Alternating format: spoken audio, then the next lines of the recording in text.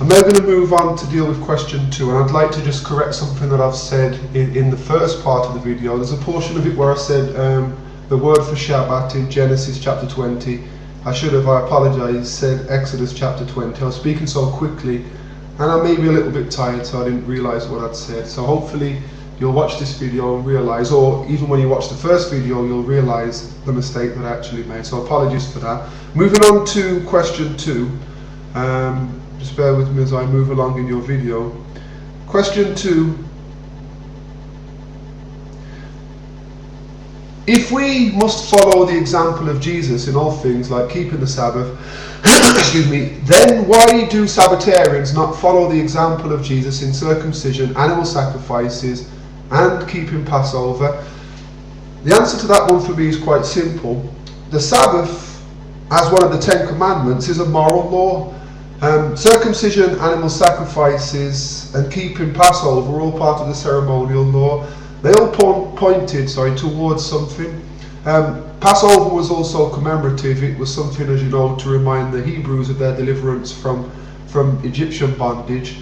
Circumcision, every Jew was circumcised, I believe, on the 8th day. And that was symbolic of a cutting away of sin to a certain degree, a separation from the world. That's what it pointed towards, something future, something that would be achievable through Christ.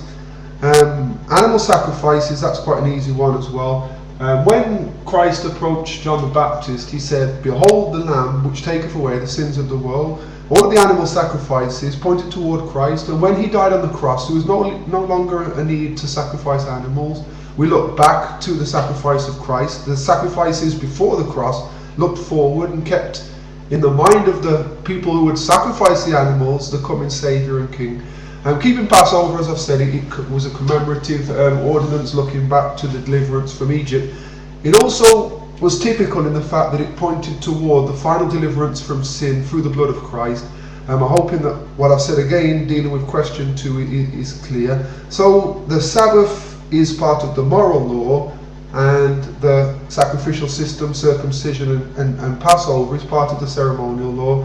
That's why we don't keep the ceremonial law. Why we don't keep the ceremonial law? It's because it was nailed to the cross, as Colossians tells us quite clearly.